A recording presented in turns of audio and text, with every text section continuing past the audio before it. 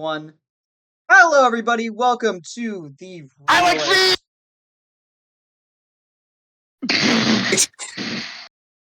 My name is. Welcome to the Reelest podcast. Wait, hold on, wait. I almost forgot to plug in my mic. Hold up, because I was in a rush to come up here.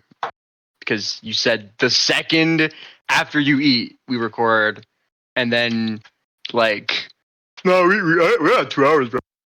Fuck around, fucking bitch. Welcome to the Reelest podcast. My name is Brayden. That's nope. That's It's not the same order for everyone, Brayden. yeah, that's Gustavo. On my screen that's Ben. On my screen that's Ben. That's special guest Gustavo, and that's on my screen. Okay, but they see it like this. They see it the way I see it, man. All right. Today's episode is a really special one, guys. I'm just going to play it. It's just normal, bro. It's just because he might get one view. We're talking about contemporary. Every episode special. Shut the fuck. We're talking about art. We're talking about art today. We're talking about performance art. We're talking about media. We're talking about media. Right. Here on Media Left. No, you have to bring back Media Left, bro. You have to bring it back. I'm not. Okay. TCU. Everyone has already clicked off the video, bro. I didn't even mention Who cares? Who cares? We are watching. They read the title, bro. They read the title. Shut up. We are watching 2 contemporary movies, Weapons and War of the Worlds, the Ice Cube version, the Screen Life Ice Cube version. Why are we spoiling what movies we're talking about? Oh my god, I'm just doing a recap, bro. Why? What do you mean recap? What do you mean recap? We're a table of contents. Shut up. They read the title. They know what movies we're talking about. Fine, we're starting with Weapons, man, and we're doing the Great Dictator. What are you doing? Go, Luke Skywalker and Darth Vader are dueling in the background, by the way. And we're doing Great Dictator, Charlie Chaplin movie. All right, let's move to Weapons. So this was a horror movie directed by Zach Krieger. It was also a horrible movie. No, it was really good. It was also funny, and it was also mysterious and scary. I liked the moment when they were weapons. That shit was also, wait! Spoiler! There's spoilers in this. Video. When they all kill Frank Gladys at the end. Okay, well. My students want bonds. But yeah, you guys haven't seen Barbarian, right? I haven't seen Barbarian. I'm going to see it soon, so which means I haven't. All I knew about Krieger before this was that he was in The Whitest Kids You Know, and also that he wrote some sort of DC movie that he wants to pitch to the studio at some point, which sounds really cool. All I know about Krieger is that I think he. Krieger. All I know about him is that he killed a bunch of kids in their dreams once, I think. But like that did not happen. You know, on Elm Street, I think is where he did it, but like I forget. Nope. It's like a pun because it's like Freddy Krueger. Get it? It's like a pun. That's just not funny. You're so mean. You're such a dickhead. It's not funny. Okay. So I liked when Benedict Wong Naruto ran. So that was not even a Naruto run. They that just wasn't run like this. Yeah, they ran with their arms. It's like to arms side. outstretched to like a sort of V position almost. Naruto would be like this. Like you put him behind and then you. Yeah, you know. You mean you know, Brayden. Anyways, I liked the non-linear plot. I thought that was neat. Yeah, I liked. Yeah, it was like Magnolia. It was like Magnolia. Yeah, no. Magnolia is a linear plot. I know it's like different perspectives that all blend together. That's what I mean. It's like Memento.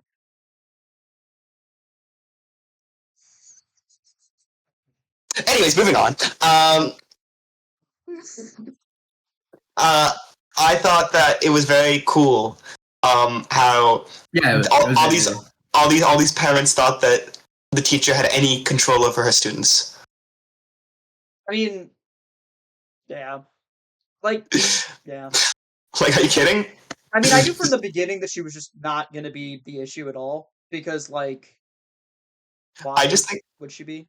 I think it's very funny how she and Josh Brolin just dreamt about Gladys for some reason. Like, she was there. They don't really explain why she was in their dreams. She just I don't really is. care. I don't really. I mean, she's Yeah, like, that she's was the easily supernatural like and the stuff. scariest and at the same time coolest parts of the movies. Yeah, So like, I I liked don't really care. I liked Yeah. the Josh Brolin dream sequence a lot. I thought that was cool. Yeah, I thought that was I was so scared. Like, I literally like looked up and then like away from the Like, screen a little bit because I knew it was coming. I thought Justine's part where she like camped out of Alex's house and then Gladys like ran out of the house and stuff. Like, I thought that was what. That wasn't Gladys. that was the mother. That was that was the mother. Yeah, my bad. Oh yeah, but the mother came out and then opened Justine's door. That wasn't scary. That was very creepy. That was my really theater fucking was creepy. like laughing, but I was genuinely laughing. I think they might have been like scared laughing. Like, I thought it was kind of funny that she just like entered the car and then slipped her hair off. Like, I thought it was funny. Like, because I thought they were gonna do a jump scare and then she like came through. Yeah. I'm like, well, they're not gonna do a jump scare. Yeah, I also thought there was gonna be a jump scare, and I like that they didn't do that. This movie has jump scares, but they don't feel deep. Yeah, they don't feel deep. Like, I'm hesitant when a movie has jump scares, but I think this movie had effective ones. Like, it knew when to do a jump scare and it knew when to let the scene play out and just be like really creepy. I thought the gore in the movie was very good too. Like, it wasn't super gory. It was just kind of like a couple moments. Yeah, but like the gore, the gore was really well done. Done, graphic. It was really fucking graphic. I thought, okay, if I talk about the weapons, weapons, too much gory things clearly because I just wasn't fazed by any of them. I'm like, oh yeah, the jaw gets ripped off. Yeah, that's chill. Well, I'm not fazed by it. I'm just like, damn, it's like really cool and really my theater was like. I thought the best weapon in the movie was the vegetable peeler. I thought that was a pretty good sequence. I also thought it was cool. That was pretty cool. I also thought it was cool how everyone's freaking eyes bugged out of their face when they were like possessed for long enough. Yeah. So Brayden, so your theater like was reactive to what was happening in the movie? Yeah. So was mine. What about you? Mine was like okay, reactive, like not too bad. Like I wouldn't say they were like distracting. The funniest moment was at the very end when some guy behind me said, "Yo, she's running away from the kids," and I was like, "Well, yeah." Good job. But I work at a movie theater, and sometimes we do the employee screenings and stuff like that, like late at night when everyone like leaves. And so I went to see Weapons at that with my coworkers. So I didn't really get the same like kind of audience that you guys had. So I feel like I might try to go for a rewatch of it at some point and hope, it's still like kicking. There's still gonna be. Were they reactive though? They were reactive. I talked about the movie with some of them afterwards. They seemed to like it. Some of them liked it more than Barbarian. I thought it was. I thought it was kind of horrifying, just the concept of like a random like freaking clown lady breaks into your house and causes you to like kill your husband. Is that actually their aunt though? Yeah, I think Alex's aunt. Yeah, I think that is actually. But I was more referring to when she went to Benedict Wong's house. Oh yeah, and killed like his husband, and then like. Just say Wong. What? Just say Wong, bro. That's Wong. That's Wong. That's Wong. Wong for Doctor Strange. Julia Garner for Fantastic Four. dude, it's Silver Surfer and Thanos fighting Wong. Julia Garner from Wolfman. From Julia Garner from Wolfman. Dude, it's Llewellyn Moss. But no. Brayden. Okay, anyway. Bro, Llewellyn Moss. Okay, let's. Oh, man, whatever. I think that. So we should also bring up the fact that this movie was delayed because of the actor and writer strikes. And how it was better. It was better because of it. It was better because of it, because I feel like this cast was incredible, and I cannot imagine Pedro Pascal playing Josh Brolin's role. Yeah. I mean, I can imagine it. It's probably not much. It's probably not better. It's probably fine. I think Josh Brolin was incredible. I think he was really good in it. I really love the scene with like his dream sequence when he like goes to his son. He's like that's what I was talking about before. Like the movie like having jump scares and also like letting a scene be a scene. You know, like like, I think it's they very don't funny. like I knew it was coming, the jump scare, but I like that they let Well, it's like Josh Brolin scarier have that because your moment. intention. Like your Well, Yeah. intention the whole time, so it's scary. It's the scariest part of the movie for me. And I think, can I just say, the funniest part of the movie to me was the fact that we follow Josh Brolin's character as he mourns the loss of his son, and then we figure out his son was kind of a dick. Like, Yeah, dude, yeah, Matthew was a fucking asshole. Yeah, but the kid's also like young. Like a lot of kids like are that are young. So you're saying Josh Brolin beats him? What? That's what you're saying. He beats him, and that's why he's like I'm that. saying that young kids can be bullies because like they're bullied. Okay, yeah, man, I guess I am kind of. But there's no context. No, Josh Brolin was probably a decent dad. Like that's not what I'm saying. But Yeah, you think they got divorced? Sure, bro. I don't know. Yeah, in the weapon store, in the Aunt Gladys prequel, they'll like mention. Yeah, they're gonna do like, yeah. Oh yeah, they got divorced by the way. Like No, I mean like Josh Brolin and his wife, because like she's like, I'm going to work, as Josh Brolin is sleeping in their son's bed. oh, I don't know. There might be they're some not tension divorced. there, I guess. Yeah. Do you Well, think, their son's like missing, so that probably puts a damper on the whole relationship. Yeah. But like, I don't know. That's just me though. Yeah. I think honestly, do you think some of those parents are like kind of assholes and like, you know what? Finally, that asshole's gone. I don't have to deal with my kid anymore. I think talking about the jump scares real quick, I think like the one that really got me, the only one that got me, because I think there was three, maybe there was more, but there was only three I could think of. Um, the first one was the one that got me the most, and that typically is what happens when I watch horror movies that have jump scares in them. Is the first one will get me, and they'll kind of be in the mode for them. But when Julia's like staring at or what's her character, Justine, right? When Yeah. Justine is staring at the bathroom, and then I figured something was gonna come out of there and like jump scare us, and then she doesn't, so she like lays back down, and the glass just there on the wall, and like I basically I didn't get spoiled, but like I knew from like promos that Gladys was going to be the villain well before the movie started. So I knew that like whenever I saw her, like she was going to be the bad guy, probably with some sort of demonic thing. They don't really explain why she does what she does. She just kind of does it. I think it's. I think it's like. Well, I think probably it's like I want eternal. Like I want to like live forever or something. But like That's what I assume too. But like we have to remember that. I mean, we're getting pieces of the story. We're not gonna get like everything that really fully happened. We just know what we have. We have to like extrapolate from that.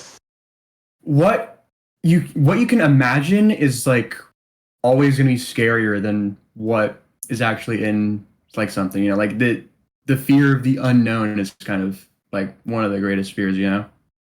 Like the reasoning behind why Gladys does what she does, being kind of up to whatever you think it is, like that. I think it's just interesting. It's just more interesting than like having like a specific reason for it. So this is where I think one of the I'm a little bit lower on this one than you guys, but I still really liked it. I think one of the things that is maybe lesser for this movie is that I don't think it has that fear of the unknown quality. Like I think it's very obvious. Like me and Ben just came to the same conclusion. I think it's about her wanting to have some sort of eternal life, and I think the movie makes it kind of clear. So when we play the fear of the unknown card, it needs to be almost more mysterious. Like they give us too many pieces of the puzzle, and so in my head I figured, oh, they'll fill us in on everything. Yeah, it's funny that. Oh. Well, anyways, thanks, Platzel. But like we're gonna wait. No, it's funny that you say that, Brayden, because a lot of the like you say it's like they explain too much, and I've also seen the criticism that's like they don't explain anything. Well, okay, so they don't. It's just like they don't explain everything, right? And it's almost a criticism I have with the movie because I feel like you should either go and not explain any of it and make it really mysterious and lean into that element, like you were saying, or explain the story fully and then at least have like a tight lore with the film. It's okay that it doesn't do the tight lore thing, but I feel like it goes halfway. And I would love for them to stick to the fear of the unknown. Like if we knew a little bit less about Gladys, that's why I'm really not in favor of a Gladys prequel because I feel like it just ruins the first movie. Yeah, I agree. I would be fine with like a sequel, quote unquote, with the same sort of magic thing that she's clearly doing. But because Kreger said he wanted to make another film in the universe, and if he wants to do that, that's fine by me. But it needs to be different. I do think though a prequel movie would probably just ruin the first one. Even if it was a decent movie, it just wouldn't really matter. So I agree with the fear of the unknown being so powerful, but I feel like the movie almost half-asses it, not in like a bad way, but just sort of a literally goes halfway in doing so. Okay. I mean, well, I think it works because it goes like halfway. It leaves I don't think it's some. awful. I think it's just whatever. I think what it needs to explain, it explains, and what it doesn't need to explain, it leaves up to the because like we Brayden, you and I have come to the same conclusion that like, oh yeah, she's probably going after eternal youth, but we don't know. yeah, we Right? don't know that. Yeah, but I feel like the It's- movie makes enough of a play there that you can kind of Well, Well, Well, but, I mean, like, yeah, it's trying to give you some type of interpretation, but like But, I like, feel like you could have a different interpretation of it.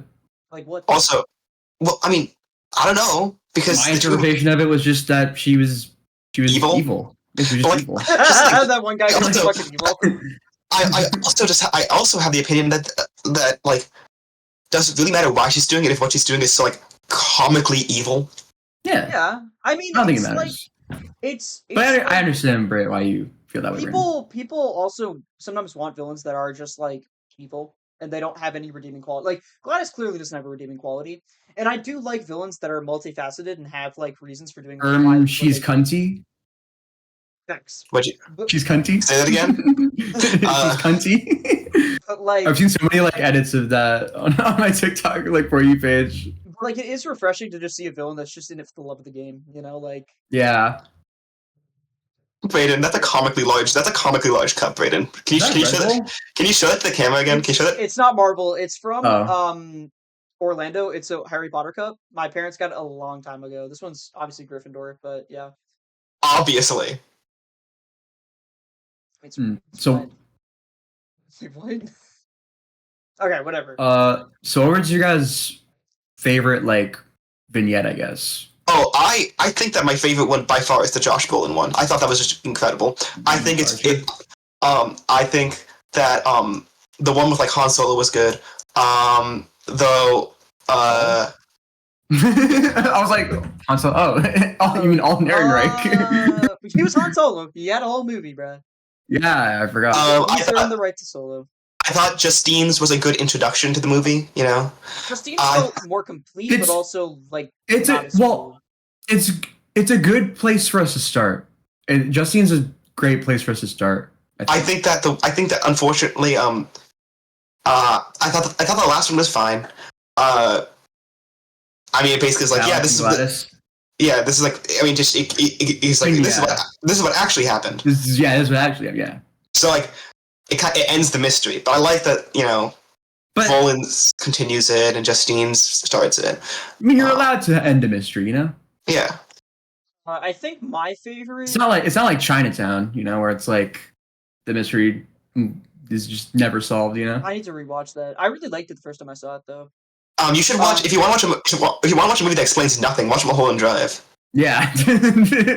My favorite, I think so. like arc was probably Justin.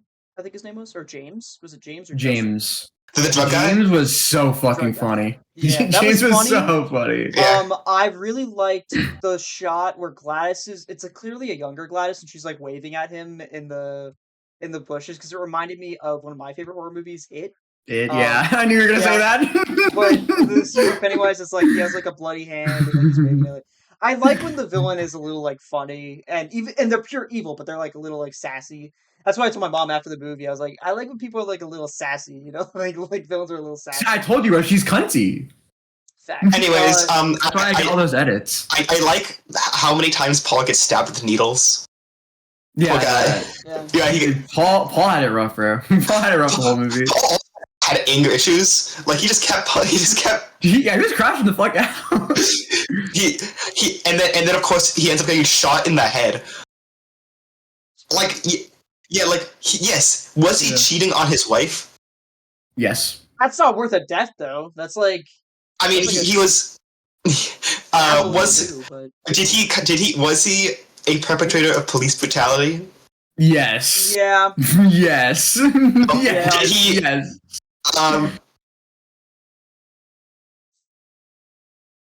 That's all. He had premarital sex with Justine. Oh, yeah, true. That's bad. I also think it's very funny that Justine was like, "Hey," and then he came to the bar, and then she asked him, "Hey, are you and your wife still going steady?" He's like, "No," and she was like, And then, "Okay." like, they just are like. Yeah. Next, like, Well, good enough for me. I did like the scene when Justine went to the liquor store for the second time, and she got like freaking accosted by Paul's wife. So, Dude, that. oh, my Go bad. ahead. You guys can do. Oh, okay. No, So go. I did want to give my mom's thoughts on it. I did see with my mom. She basically said that the one thing she didn't love about the movie, she rated it lower than I did. I don't remember what, probably 3 stars. She said the one thing she didn't like about the movie was Paul and James. Their arcs, she said, didn't feel. She loved the runtime of the movie, but she felt that their arcs were sort of unnecessary, and that if you had cut them out and added more backstory on Gladys, that it would have been a better movie. Now, again, my mom likes complete plot structure in a film, which just makes sense. She's a real plot cell. Yeah, she's the real plot cell. But like, I get the criticism because like they are definitely lesser roles in the film. I do love how they interact with the characters around them. Maybe shorten it. I don't know, but I think. Well, it's just like those. It's a movie that definitely is like, this is a movie that is best on a first watch, right? Oh, yeah. So like those two parts are just to like agree. I think are it's to almost it's like when you write a mystery book and like there's characters that are almost red herrings, and you're just throwing them in there to like, those two roles get the audience away from to give certain characters. are give more clues in the mystery. That's where that's what the point of those two roles is. Yeah, because they give us more context. Like I remember James's role, like literally shows us The kids. aspects. Yeah, it literally shows us the kids, so we get that information, and like we would be able to get it otherwise. But it's like that's a fun way of showing us it. Yeah, But, because like if we didn't have James's like plot, then the first time we would have been seeing the kids in the basement is when Josh Brolin goes down there and sees them. He's like, also, like that jump scare was just not. Everyone was freaked out in my theater. I'm like, what are we doing, bro? Like they're flashing a flashlight at kids' faces, and you really don't think Glass gonna show up? Like she's not at the top of the house, like she's somewhere. That was a really silly moment for me. Like that was a moment where I was like, "This is hilarious." Like I laughed during that, but it does get funny. I thought like, people were talking about how like the ending, like compared to the rest of the movie, the ending is too concrete. I'm like, are you serious? The ending is not. Dude, the ending's fucking awesome. The ending isn't concrete either. Like these kids. The only thing I don't love about the ending is simply that I do feel that making it sadder would be better. Like I don't always love horror movies that end on a really bad note, because it like leaves a bad taste in my mouth. Like I don't love to know that the villain's still out there or whatever, but I do kind of like it when it's super supernatural like this. Like I know that this can never happen in real life, and so I like there to be sort of a darker ending, just because it's more fun that way. Like it's more like, yeah, Gladys maybe dies, but the kids will never be the same again. Like that's literally what it said. That's literally how the movie ends. I wish that they were more. I wish the kids were more traumatized. Like they should not be able to talk every day. The kids start talking after a year. Is that not traumatizing enough for you? Some of them stay mute. Some of them. That's too much. None of them should start talking. None of them should start talking. So I saw this movie with my girlfriend, and we both agree. To this conclusion, how the fuck do they cover this up? Right? Because they said that they covered it. So I have an interesting take on the movie, and it's related to Barbarian, and I don't want to say too much about Barbarian because you guys haven't seen it, but I do want to watch that. To talk about what I think Barbarian means without trying to spoil it, Zach Kreger really fucking hates the boomer generation. He really just hates old people, like in general, you know? And I think this movie, like Gladys, is representative of the older generation weaponizing the younger generation against each other and turning us into selfish assholes. And you can just never, ever say anything bad about them, ever. You can never criticize old people. Yeah, because God forbid. Like literally when she's in Wong's office, And he's like he wants to say something so bad. He's like, Yeah, he wants to say something, but he's just like, Loki look and- so weird. and it's like, and when Gladys brings Alex to the police station to have Alex being questioned, like she has to bring Alex's dad, and Alex's dad is just in a catatonic state. Yeah, he's just comatose. Like, but she's like, oh no, you just had like a stroke, and no one checks. No one. Yeah, okay. I mean, if you say so, you're old. Like, you and she old people know act everything. like a master manipulator. She's really not a master manipulator. Like Alex literally breaks the rules once he can, once he knows that there's an avenue for it. Which that young kid is going to be a young Hal, I think, in the Lantern Show. Yeah, and he was I'm a good so fucking kid excited actor, for him. man. He's He was a such good child kid actor. Like kid actors are usually He like has the chance to connect anything to the DC universe. But like, Dude, kid actors his are usually next the worst role, parts of like any of these movies. Like any movie ever, kid actors are awful. But he was actually really great. It was good. I really liked you know, honestly, there are a few movies where the kid actors are actually good acting, and this is one of the very few ones I can say, yeah, he's good. He was good. Also, he wasn't like. So. Shout out to Alex for literally living in that household for like a month. Yeah, over a month. Like he literally stayed there, and it must have been beyond frightening. Like it's emotions we can't even think about. And he just shouldered through it. And when he could, he took the opportunity to stop her. Another thing, traumatizing. Another thing, I saw a clip of an interview with Zach Kreger where he talks about what he was thinking when he wrote the movie. And he was thinking of it as like, you know, like an allegory for, you know, alcoholic parents. Like when he was growing up, you know, his parents were alcoholics, and it was like this idea of like, you know, having to take care of your own parents as a child, like having to care for them, like feed them with the soup and stuff. And so, I mean, it's not as bad as that, but it's pretty. Yeah. Well, you know, this reminds me of something. You know, having to take care. Well, in a way, taking care of your kids, and, you know, making sure they're safe. And you know, that's a major plot point in War of the Worlds. W transition. All right. Well, I do agree. We've been talking about weapons for just a little bit too long. That's all right. We had a lot to say. There's a lot to talk about. Yeah. Well, we should give our ratings, and then I'll say what Letterboxd said. I gave it a 3.5 out of 5. I would say like a strong 7 for me. Like it's very close to an 8. Just you don't need to add like adjectives. You can say, "Oh yeah, it was a 7." Go ahead, bro. Dude, Tommy literally is like, yo, and Tommy will be a special guest for sure on the pod. At some point. Tommy literally loves the Fantano way of doing it. I like it too. I'm gonna do a strong 7. Strong 7. I give it a stronger 8. Yeah, I give it like a decent 8. Like a decent 8. Decent 8. And Letterboxd gave it a 3.8. So I think they're mostly in agreement with us. Like I think that's pretty much where we have it. Before we move on to War of the Worlds, I will say I disagree about the movie being best on a first watch. I was watching, literally while I was watching the movie, I was like, okay, I'm gonna need to rewatch this at some point. Like I feel like it just demands a second watch. I think it's fine on second watches. You might get more out of it. I feel like for me, that's the mystery of it all goes away the second that I watch the next one. Or sorry, I watch it again. When you watch it again, you can get more details. If you want to miss Brayden, watch Mulholland Drive. All right. We can put it in the podcast. Because Don and I both have seen it. Yeah. See it again. Like I don't know. All right. Anyway, let's move on to another 2025 movie. This came out a couple of weeks ago.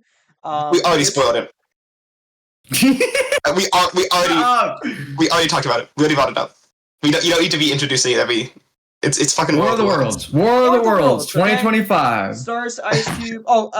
And it was directed It was directed by No, it was directed by that guy because he only makes these like screen life movies. Wait, Steven Spielberg did one? Oh, I should watch that instead. Oh my god, the Letterboxd score. Jesus. Rich Lee directed this one. And it clocks in an hour and a half. And to be fair, that's like it needs to be double that length, I feel like. Honestly, the thing is, I think the funniest part of this movie don't look at what I just sent in free. Don't look at what I just sent in Free Spacey. Don't look at what I just sent. That's not a real group chat we have. That's not a real group chat we have. Wait, no, fuck.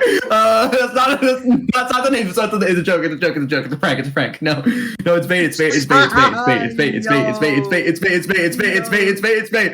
War of the World. Okay, so I think this movie redefines cinema. It is a new high point for the America. Wait, hold up. Wait, and Hollywood. I think it has some of the greatest product placement I've ever seen in a movie. So subtle. That's my Ice Cube impression. I mean, so subtle. Ice Cube when he sees his son get blown to smithereens.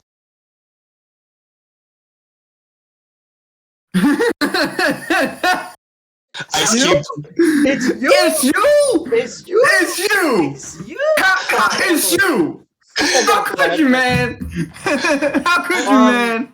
So Ice Cube's not winning an Oscar for this. In fact, he might be winning a Razzie. And by might, I mean he probably definitely is winning a Razzie for this. Wait, so have you guys seen any of the other War of the Worlds? No. I actually haven't. I know about the story of it because we learned about it in a comm class I took, the radio show. But aside from that, I had no other information on War of the Worlds. What do you mean, of course? It's like the number. Every single comm class goes over War of the Worlds because it's like the one way that communication like actually mattered in the last 100 years. Because what's more like breaking news? Breaking news! Aliens are invading. Lock up your doors. Actually, I can't do it. Orson Welles has like such a great voice, man. Yeah, he does. Lock up your doors. I mean, that's probably the best adaptation. I know it wasn't a film, but like the Steven Spielberg one is very good. ADSL. But like, let's talk about War of the Worlds. So, I'm not going to be breaking any ground when I say, this movie makes very little sense. In a lot of sense. So we got Agent Coulson, right? Agent Coulson. Oh, I remember Legend to Marvel. Right, well, I don't. He's but he's evil. Okay, but okay. First off, they made this movie in 2020.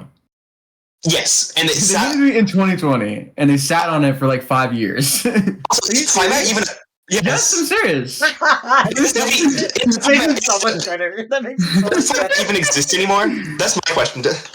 It's like a Zoom movie. Well, I thought they made it on Zoom. I thought they just thought it was a good idea to release now. Like I thought they just like made it like last year. Yeah, like, they just. I feel it's like you know what? This is timely. This is timely. This is very. I know just how I'm gonna deliver this USB drive to you. Primaire. And by the way, sucks ass. Like, no, you know, this is a terrible advertisement for Amazon, bro. You know what's funny? I ordered a package on Amazon today, and it got delayed to tomorrow. It's supposed to come today, and it got delayed to tomorrow. So thanks, Amazon. You guys are fucking great, Jeff Bezos. You shouldn't kill yourself. You shouldn't kill yourself, Jeff Bezos. Like, it's so funny to me that not only are they advertising Primaire, Ice Cube has to order it on Amazon. He has to order. Yeah, he has to. He has the drone. He has the drone, but Devin Bostic is like, no, you have to order it on Amazon first. I can't get fired. I love my Amazon job too much. Hey, the Amazon people are probably fucking dead by now. You're trying on other people's Amazon carts.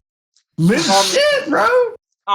I viewed this movie, and I was telling Gustavo after. I literally viewed this movie as a satire. Like it's just, and you're shaking it. And it's such a. It's not. If you just pretend that it's a satire, it literally is one of the greatest satire films ever made. Is it better satire than The Great Dictator? No. But like, I have this movie rated higher, so like, you know, like, because it's better satire than The Great Dictator. Actually, listen, if you view this as a satire, yeah, it's really good, but then you have to remember, it's not, and then it's really bad. How do you know it's not a satire? I mean, that's the thing too. Is like, but like they also lean into so much shit that like can't possibly make for a good movie. Shit.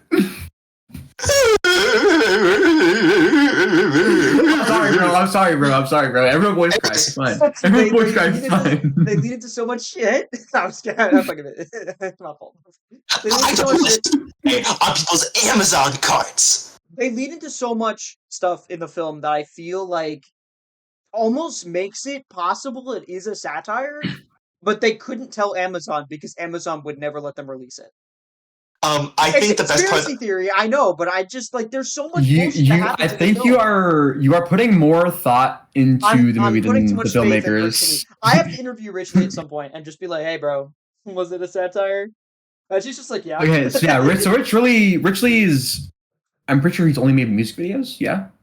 Yeah. Like he's only directed music videos. Most of the filmography was music videos. So I think it's also important to mention that how many fake out deaths there are in this movie.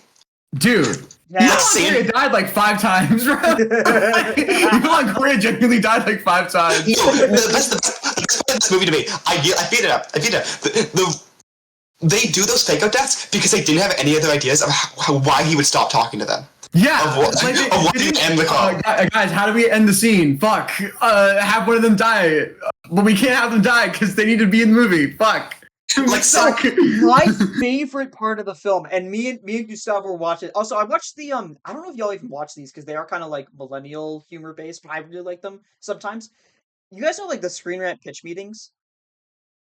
I do know them. I don't watch them, but I know them. So the one for War of the Worlds I actually watched today because I was just like, fuck it. It was so like accurate in the stuff that we were pointing out when we were watching the movie. Because it would literally say shit like the airplanes like the airplanes all fall to their death and then like everyone dies. And then they're like, hey, we're gonna use B-2 planes like the next scene to like help like destroy the No, the best part to me is this, right? It's the navigation systems that went out, right? The planes can still fly without the navigation system. Yeah, they don't know where they're going. They can still be in the fucking air. So close to the ground, they could have just like just landed like casually. Yeah, it's like the pilot's like, our navigation system that we've had, turn all the way left. Fucking spin out and it was like it was like the scene in fucking Great Dictator when the fucking plane was upside down. Like that's what it was like. They didn't fall out. No. We are skirting around the best part of the movie, and that is the magic computers. The magic. That was clearly the best part. Clearly the best part was the computer that can do literally anything that Ice Cube needs him to do. The computer was his own character, bro. Like literally. There's no way. There's no way Ice Cube can get out of the situation. He right clicks. He presses this button. He presses this button and then presses this button. He types out current military situation. He just types out random shit into a random text box, and it's just like it just shows up. He's like, I got you. I know exactly what you're looking for. Like Sandra NASA location. And it's like, her name's not Sandra NASA. That's not what her name is. Also, the fact that she went to the baby shower, right? Like, also, he knew about the baby shower because it was on Facebook, and he literally like stalks his his daughter's Facebook. So we should have seen the baby shower notification. Just acting like he's never seen before in his life. Yeah, like because he just wants to. No, he just wants to guilt trip his fucking daughter. Yeah, he just wants to be like, oh, you invited to your baby shower, huh? I do love the fact that his dead wife sent him this random audio log, and she's like, "Be kind to the kids." Be kind to the kids. The whole thing gets deleted, except then after when he gets like news notifications, the first thing that pops up is Facebook. That's Facebook goes away. Facebook goes away. Like, it's like deleted. YouTube's still up. YouTube is still up. Like and Facebook's also not deleted because you're still getting news off of it. Guys, you guys both changed your profile pictures to Ice Cube in the We did. Hold on. Let me turn off the face cam first. Wait. That might fuck up the recording. I'm not gonna do it. You have to just trust that I have an Ice Cube PFP. I forgot the name of the hacker, by the way. That's my profile picture. Join the rebellion. Join the rebellion. Let me make sure I don't fuck it up, but it should. What was the name? What was the name, by the way, of the hacker? By the way, I forgot. The Devastate. It's something like that. The Disruptor. The Disruptor. Disruptive. Yeah. And then all of his like hacker friends who had equally like corny ass names, like Starfire. Starfire. Wait. also, Starfire. and also the fact that like Ice Cube's house got blown up and is barely brought up after the fact. Like, oh, my house is gone. Anyways, And all right, yeah, let's move on, guys. Well, but this, like, I just think it's so funny how many times Sandra NASA just dies and then she's like, "I'm fine." Yeah, I'm sorry, I just fell. yeah, it's gonna be like the boy who cried wolf, bro. When she actually dies, like, they're gonna be like, I'm sure she's good. Like, also, like, his daughter's a fun. Like, no, she had like the she could yeah, we stopped the bleeding. Yeah, I thought if I took it out, it would stop the bleeding. I thought if I took it out, it would stop the bleeding. also, the other kid like is doing stuff that like isn't possible. I mean, I know that like I know like the dad also is doing things that aren't possible. But at least he's But does the son have a magic Son has a computer? magic computer, bro. Like, I also just have to mention, right? He spies on all of his kids, right? He spies on them. Yeah. How the hell did he not realize he was the disruptor? Also, why did he use the never? vocal? Why did you not use the vocal like to Why did he have wait the computer? until then to be like, wait, this is an audio log that I can use, and I'd be able to spy on his Amazon cart. And Also, he's like, the part where like the action sequence is him making a PowerPoint to like show off to the people. To just have the president of the United States be like, yeah, we should attack these things. Like, yeah. so I think it's so funny how they were winning against the aliens until the aliens were like, no, you aren't. What are you gonna do about it? They really were just like kicking their ass. They're just like, well, no, you're not. No, you're not. Speaking of the aliens, the effects in this movie. Oh, terrible.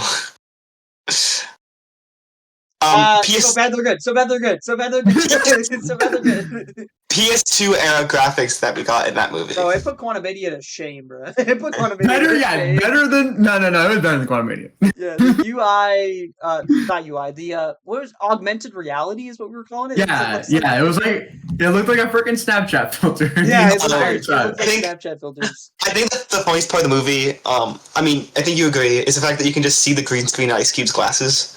Yeah, like also the editing at times was like horrific. Like it was actually horrific. Like it was like watching my family being murdered.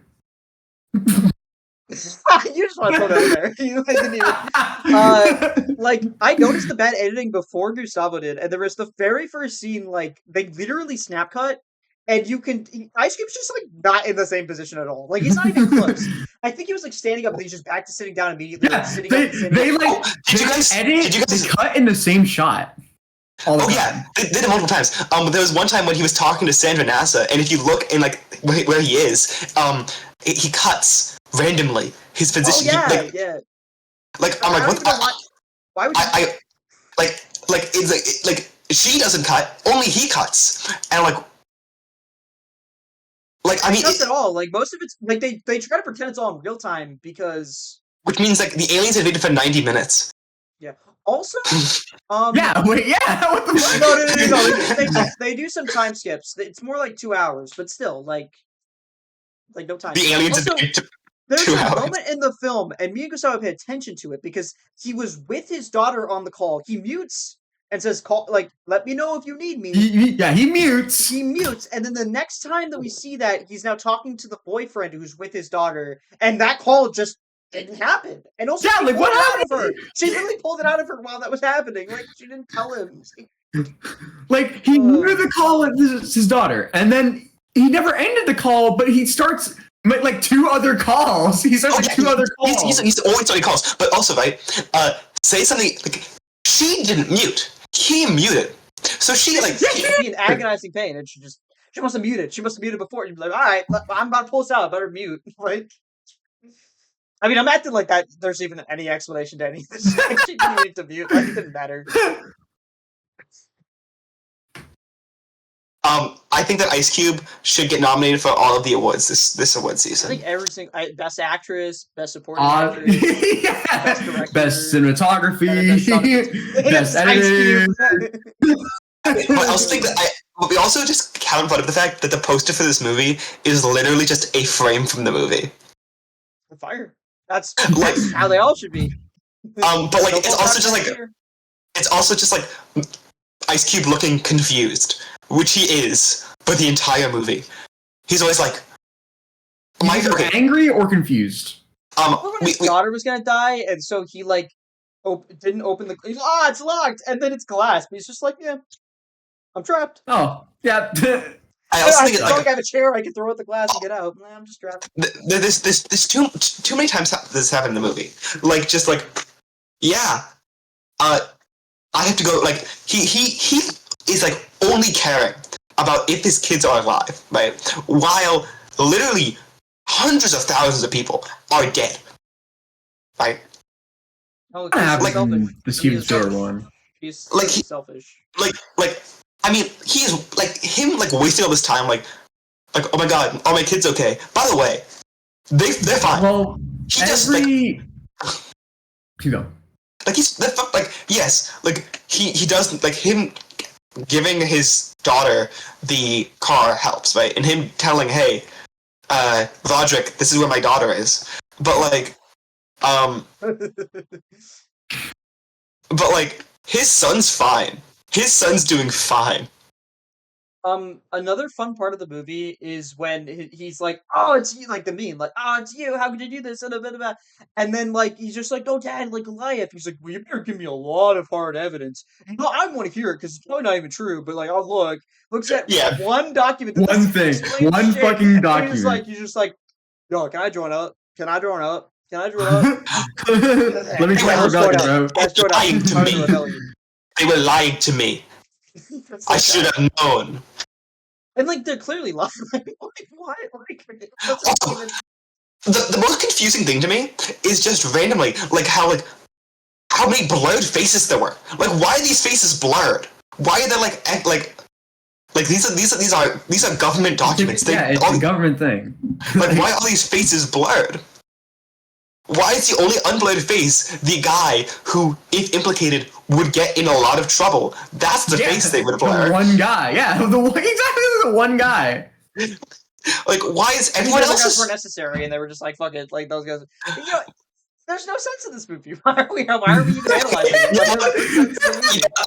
I'm done talking about this. I'm done talking about War of the Worlds. I will say there is probably no chance I won't rewatch this at some point in my life because it would just be so funny to watch again. And I had an amazing time watching it, and there's nothing I can say to stop that. Like, there's nothing I can do to be like, no, like I didn't have a fun time watching it.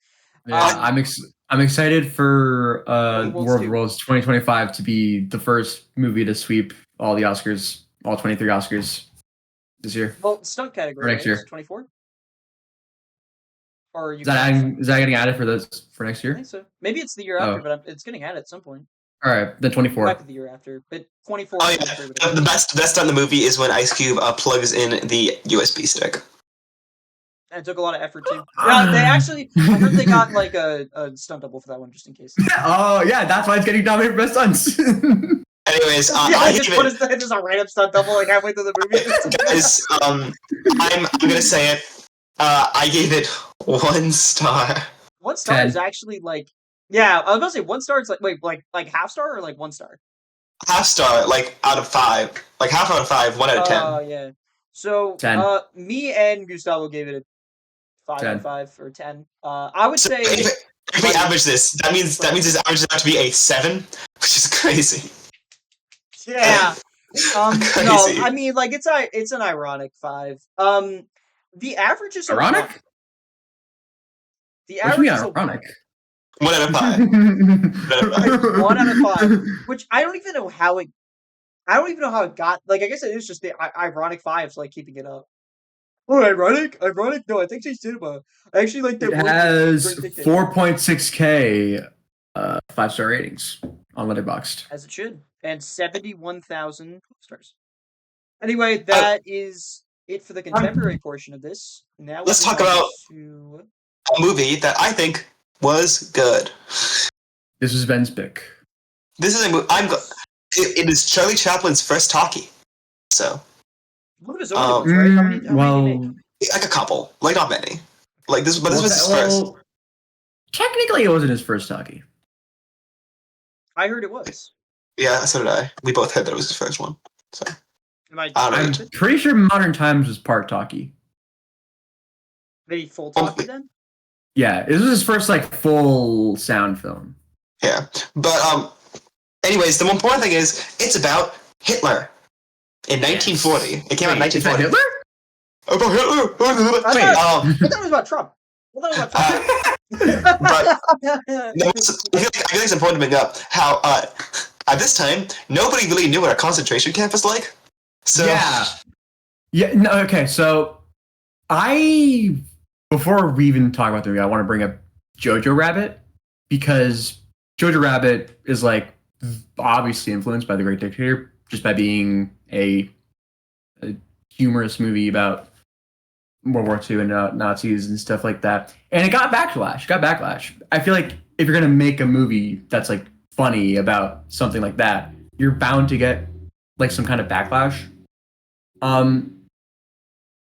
But yeah, I think it's one thing to like make Jojo Rabbit in 2019. You know, like we have the benefit of hindsight with Hitler. And in 1940, like you said, Ben, no one knew what a concentration camp even was. And the like, U.S. had not entered the war. The U.S. wasn't in the war. We were like neutral, right? With Nazi. We were still. We were helping. We were supplying them, but we were not officially in the war. Yeah. I feel like this is more this. I honestly think that this movie, contemporarily, makes more sense than making Jojo Rabbit in 2019. Because it'd be like making a movie making fun of Trump in 2019, basically. It's the similar kind of thing that Great Dictator is. Because everyone knew, this guy hates the Jews. This guy is sending them off to, like, concentration camps. But nobody knew, really, that he was exterminating them. Yeah. So, like... No one knew the full extent of it. Not even Chaplin. Chaplin said, like, if he knew not even the full extent of it, he wouldn't say make that it. if he had known it, he wouldn't have made the movie. Which is interesting, because I feel like they do say they will exterminate. Like, they will kill, like, all the Jewish people. Yeah, they say it in the movie. They say it in the movie. And they're like, and all the brunettes, and then we'll have a pure Aryan race. They want a pure, blonde, blue-eyed Aryan race, which is very funny because Hitler was not blonde. He literally wasn't an Aryan. They made fun of him. Like, this movie was just making fun of him. That was the main point of this movie. Was just so ballsy. It's so ballsy. Yeah, it's like he was alive. Like he was doing that shit. He was doing Charlie Chaplin risked his career, risked his life probably. Unfortunately, we cannot ask Hitler, but there are rumors that either he never saw the movie or he saw it twice and he hated it. He had to make sure on the second time. He had to make sure. I mean, he's like, okay. If I had to assume, I would bet Hitler never watched it because he did not like art. So Chaplin did send it to him. Chaplin was like, "I'm going to send this reel of my movie to." Wait, that's kind of like when Matt Pat sent the Pope Undertale. Wait, like when he gave the Pope Undertale. You don't know that, Brayden? No. It's it's Francis. It was Francis. It was like a bunch of YouTubers who were like visiting the Vatican for fucking whatever reason. I don't know. Like a bunch of YouTubers gave him different stuff, and he gave him Undertale. According to the Tramp and the Dictator, Chaplin arranged to send the film to Hitler, and an eyewitness confirmed he saw it. Hitler's architect and friend denied that the leader had ever seen it. Hitler's response to the film was never recorded, but another account tells that he viewed the film twice. So, yes. So conflicting reports. Yeah. It sounds like he seen it twice. Well, I mean, his architect friend says he never saw it. Albert Speer. He never saw it. I don't know. Either way, this movie is such a great... First of all, I think it gets Hitler. Like, I think it understands Hitler as a person, because Hitler was very flamboyant. He would hate to be called that, but he absolutely was. And the film does a great job of, like, don't want to say like, yeah, he's kind of like sassy. Like Hitler's kind of He sassy. has a very outrageous personality in it. Right. He's not like a cold, evil, maniacal dictator. I mean, he was, but in in this actions, movie, but in his in the way he presents himself to the people closest to him, really. The way he was like, around the people closest to him, and the way he even did speeches was very like, it was strong, but it was like almost, he almost wanted to put in some comedy there as well to like make sure everyone was like having a good time too with the speeches. And I feel like Chaplin does a really great job at like making him outrageous. And obviously more so than how he was in real life, because the point is, of course, to make fun of him, laugh at him, mock him as much as possible. I liked Mussolini in this. That was funny. Yeah, they do a Mussolini comparison. And he was just like a worse dictator than Hitler, which is also funny because Mussolini was a worse dictator than Hitler. The thing about Mussolini was that he wasn't overtly anti-Semitic. He just was like did what Hitler told him to do. So like that's just that's what the movie kind of does too. Like, I mean, Mussolini has more power, I guess, but at the end of the day, like he does bend the knee to Hitler. Well, the thing is, Mussolini was there first, and then he watched Hitler rise to power, and then Hitler became more powerful than him by the end. So, what can you do? It's like Jordan and LeBron.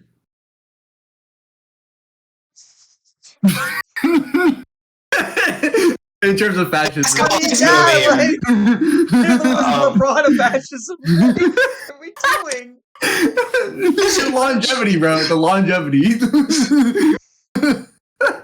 Mussolini would be the LeBron of... Oh, my God. Oh, shit. Wait, fuck. No, yeah, you're right. Dude, the LeBron of fascism is Francisco Franco, bro. He died in power. He died like the 80s, man. Six Franco. rings.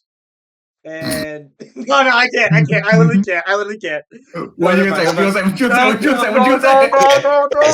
You guys. No, I'm not doing that shit. The Holocaust was not funny. Not only was it not funny, it was a terrible tragedy. Oh my god! You're so weird. No, you're so weird. You're so weird. 6 million Jews. Oh my god. Other people as well, other marginalized groups. And these communities are still recovering. We all denounced the Holocaust on this podcast. 85 over 80 years later. We've announced we've announced the Holocaust on this podcast. We also don't like... we hate Hitler. We don't like Hitler. We don't like fascism. We don't like Stalin either. Just want to point that out there, just in case y'all thought maybe. Don't like authoritarianism at all. We only not good. Listen, fuck with FDR. Yeah, we thought he was alright. Listen. Fascism is bad. Okay, fascism is bad. All right. Yes. But what? But nothing. I don't know. I just like seeing Brayden like tilt his head. I'm like, what's he gonna say? What's he gonna say to get this podcast canceled? Yeah, what were we gonna say? We've been canceled, bro. We've been canceled, bro. I think it's plus 5, bro. It's like kind of like a subtle, like a less overt commentary about the fact that Chaplin playing Chaplin's character, who's a Jew, gets confused for Hitler at the end of the movie. Yeah, Chaplin does both roles. Which like it's pretty awards for this because he should have won Best Actor. I think he won Best Actor. Did this win Best Picture? I think it might have won Best Picture. Because like he literally does a great job in both. It didn't win Best Picture. You know what won instead of it? Let me check. So 1941, right? Yeah. Because that would be yeah, Rebecca won by Hitchcock. So. Oh well, that's it's Hitchcock. I mean, but it's Hitchcock. It's like, what? Come on. It's what? But moving on. I think it's kind of funny how instead of calling him the Fuhrer, they call him the Fooey. They call him the Fooey. This movie is so fucking funny. This movie's so fucking funny, I like bro. the parts where Chaplin just like, there was a moment where he like runs up a window and just slowly comes back down for like no fucking reason. He's just being like Wait, have you guys seen any other Chaplin? Oh yeah, I just saw City Lights the other day. I've seen Modern Times. I've never seen a Chaplin movie. I know of like I've seen Chaplin clips, of course. Like yeah, I mean he's incredibly famous, but I've never sat down and watched a Chaplin movie before. This was also my first of his. But and yeah, I think it was hilarious. I think the funniest part of the movie is just all the time, all the stormtroopers getting beat up by the Jews. I like that. I mean, who doesn't like getting Nazis getting beat up? I fuck with Nazis getting assaulted and shit. So yeah, like Chaplin in his silent movies, This was had to rely on like the physical aspect of what? It's so funny. Stormtroopers. And I was Oh my god! god! I literally said that last night. I literally said that last night when I watched it, bro. I was like, stormtroopers, like. But I was like, I gotta do it for the bit. Okay, my fault. Gustavo, look at the gif I sent. That was Brayden. That was Brayden trying to hold it in. Now I gotta go on my phone and go on Discord and like. Doing. Yeah, it literally was that. It literally was that. Oh, my fault. No, it's actually my fault. That's actually my fault. No, like I loved when they all. I forgot my fucking point. I love the whole like when they hit him with the pan, like yeah, when Hannah hit her, and then she like accidentally with the pan, hit Charlie with the pan. Hit Chaplin. Yeah, I honestly, I might get canceled for this. I thought that the parts where it was just Hitler getting mocked like on screen because Hitler was there, I thought those were better than the parts with Chaplin playing as the Jew. That was just what I liked. As the what? I thought that when as the Jewish barber. We here at the Reelest podcast denounce anti-Semitism in all of its forms, including slurs. Me? Well, if the shit fits. I'm just trolling. But yeah. I mean, yeah. I think they literally call him the Jew, but it's all good. Like. Oh, I think the funniest part. He doesn't have a name. I liked the parts where Hitler is going back and forth between that room with all of his artists sculpting him and painting him, and he stays for like 2 seconds. For like 2 seconds, and then he has to go back.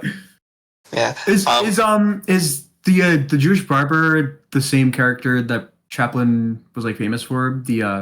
It's a modification of the tramp. It's a modification of the tramp. But I think I like that he just doesn't know that Hitler's in power and like persecuting like Jews, and he's like, "Why are you painting on my windows, you asshole?" One of the scenes I love is when the Jewish barber is giving the guy like a haircut, and his movements like correspond to the music that's playing over it. That's really cool. I thought it was really great. TikTok, I loved it. Comedy. Yeah, invented like TikTok comedy, bro.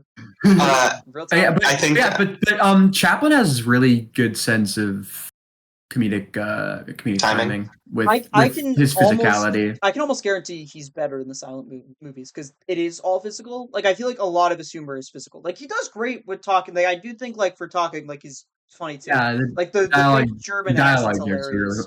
The German is so fucking funny, man. The German. Sauerkraut. He keeps saying sauerkraut. The banana. The banana. The banana. I do think the big boobin. If this one wasn't a talkie, in some aspects it would be worse, but I think in some aspects it would be better because the physical comedy would be heightened. Like the main reason this was a talkie was the ending speech. That was like why it was a talkie, obviously. That is easily the best speech ever given in a movie ever. Like I don't think it was really good. I don't know if it's that far. Speech is gonna come. I had a feeling that would come close. Like whenever I think of like really, I think the best speech in any movie is when Iron Man says "I am Iron Man" at the end of Avengers Endgame and snaps. I was gonna say something so obscure that like there's no way you guys would think I was trolling. Okay, say it. General Hux's speech in episode 7 when he's about to attack Osnian Prime in the entire New Republic. I thought you were gonna say. I think I say Captain. I don't remember it. I thought you were gonna say Captain Hux in episode 9 when he says "I am the spy." Captain. A captain. He's a general, bro. Whatever. When he says "I am the spy." Not whatever. There's a clear difference. There's a clear difference.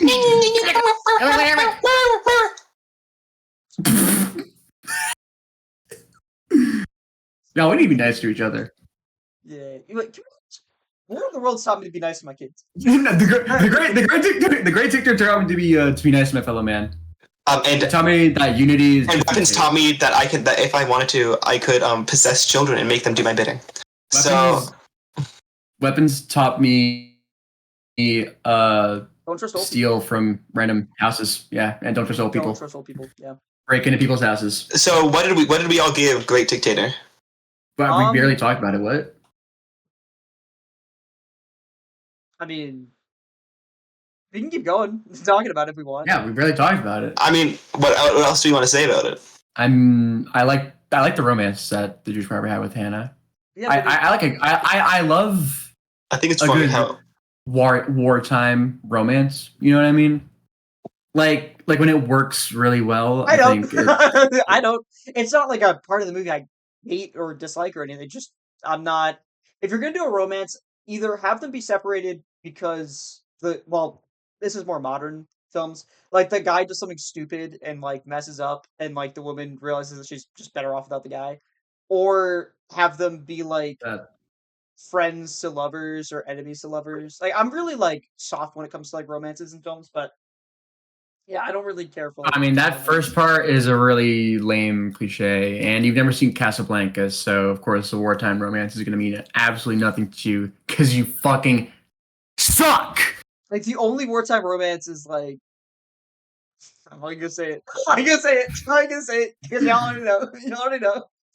I'm gonna say it. don't you Kylo dare. Ren right. Kylo Ren right. Kylo Ren I right. thought you were gonna say. I No, thought you were gonna say. no. I'm I thought you talking were gonna say about. Peggy Carter and Captain America, man. I thought yeah, fuck you. Yeah, fuck you. Fuck It's you. like Fuck it's you. fake because like they don't even get to, anyway.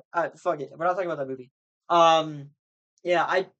I mean, the only thing about this movie that I felt was weird, and every like Gustavo told me I was wrong. I don't know if Ben talked about it, but like there was this 10-minute, maybe it was a little bit shorter scene of the. It was shorter than that. And I just didn't get it. I just didn't get it. And maybe I had like looked away for a second and missed something. I don't think I did because I realized that they didn't all want to eat the food.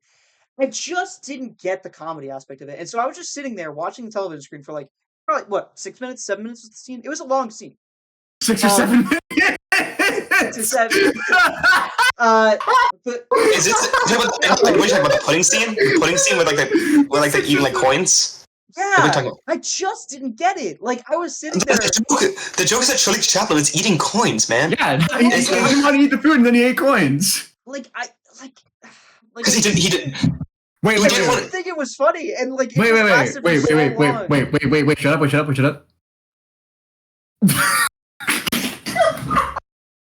did you even do? Nothing. I just want to see you shut up. Anyways. So annoying.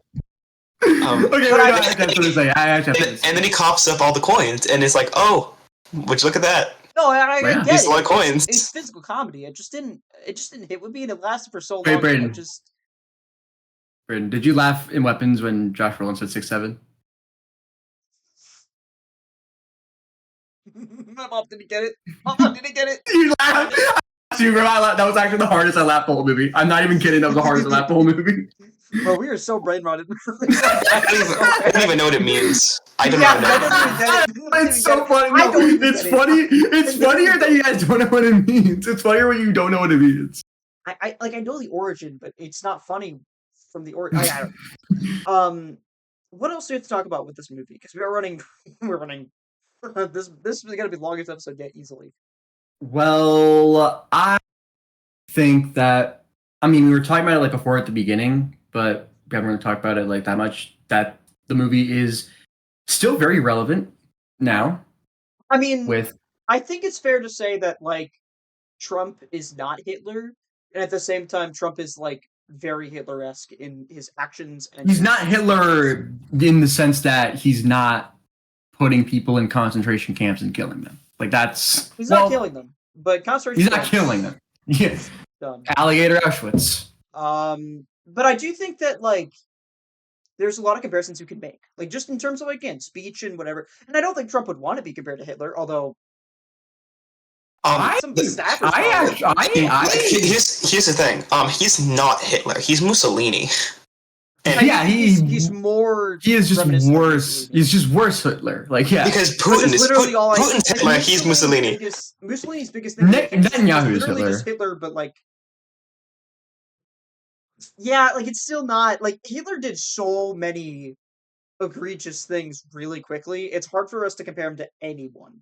Yeah, but like, if we're gonna make a comparison, it's Netanyahu. Wise, I think Netanyahu probably. Also, Netanyahu is literally carrying out a genocide right now.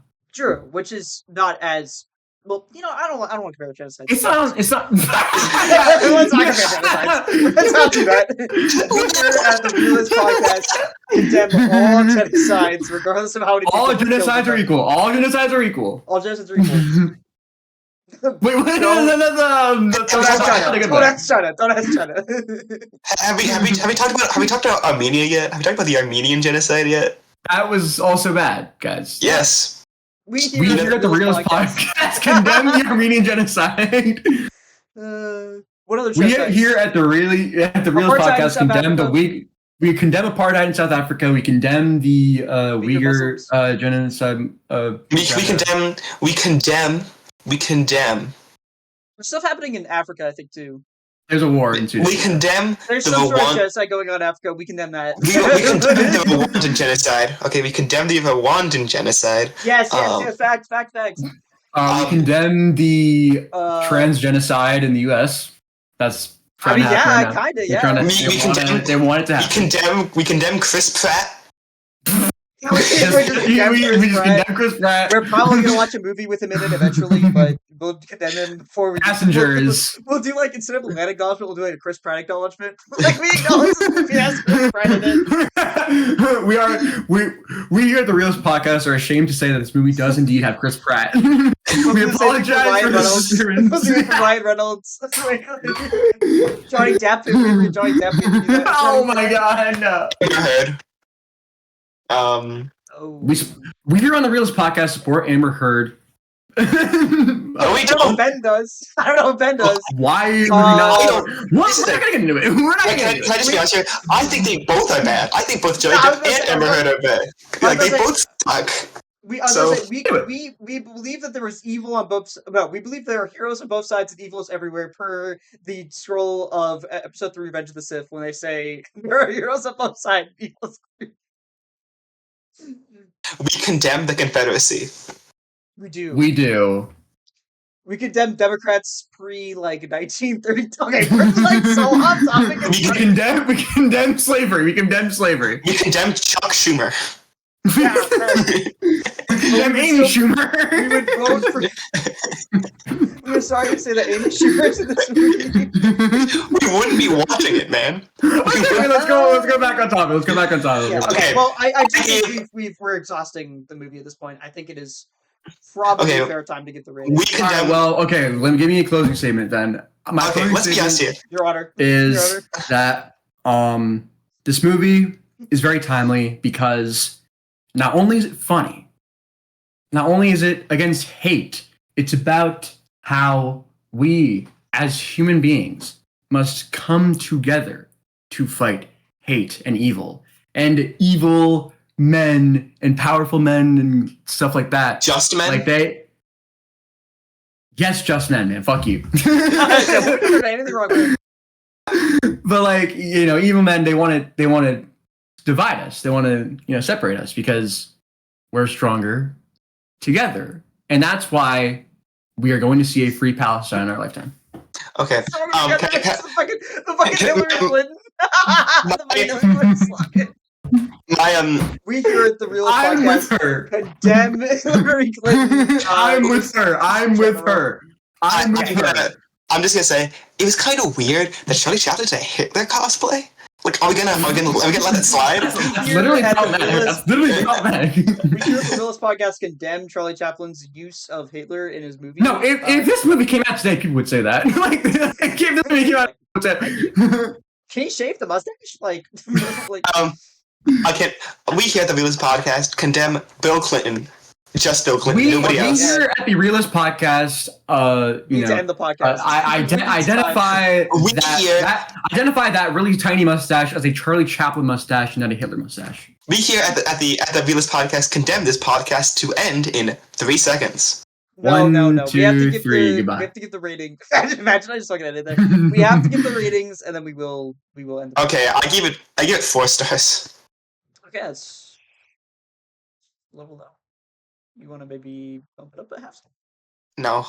I mean, maybe if we talked about the movie more, Do then I would you- understand why Ben gave it that score. Do you like Hitler?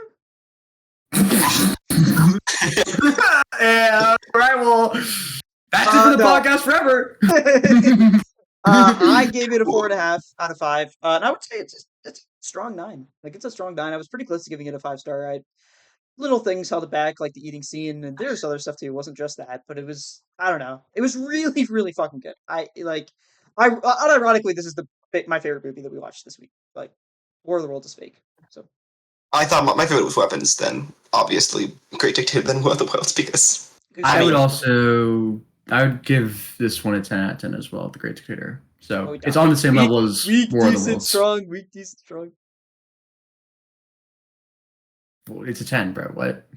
Weak, decent, or strong 10, bro. It's a weak 10. It's a 9, man. Like a 10's a 10. Yeah, it's just exactly. It's just a 10. Well, I gave War of the Worlds a weak 10. A weak 10. All right. Anyway, yeah, I mean they're on the same level. War of the Worlds. I mean, I give it a 6 or 7. So Letterboxd gave it a 4. Letterboxd gave it a 4.3.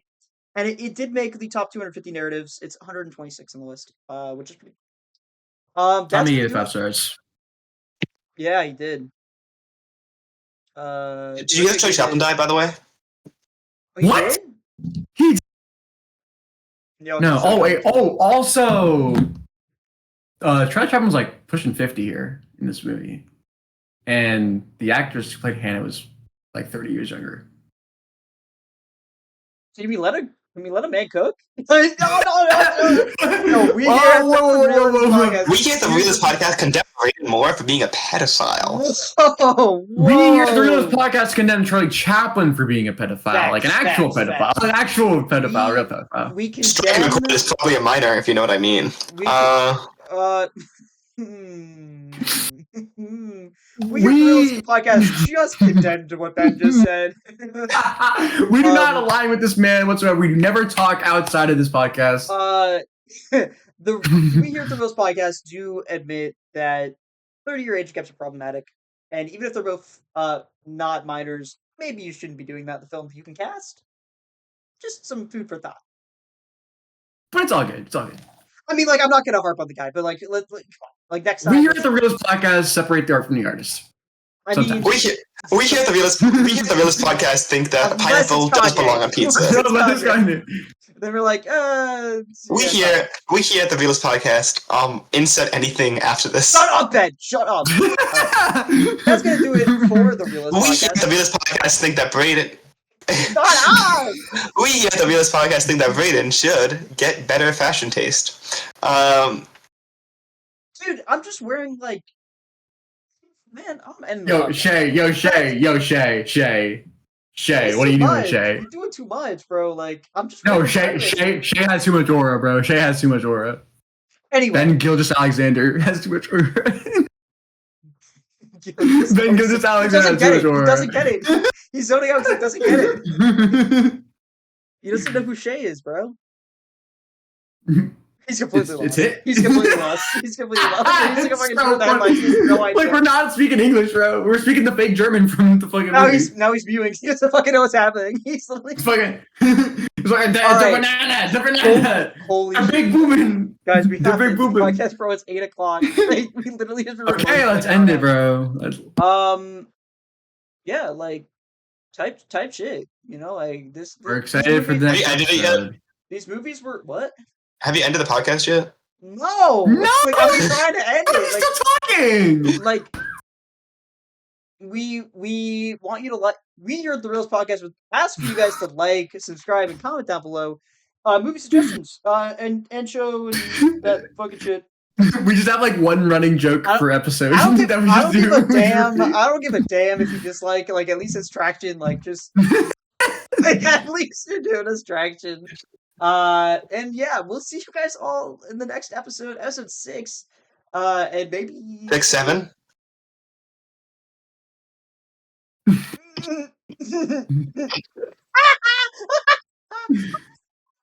All right, I'm in the fucking podcast. Fuck you guys.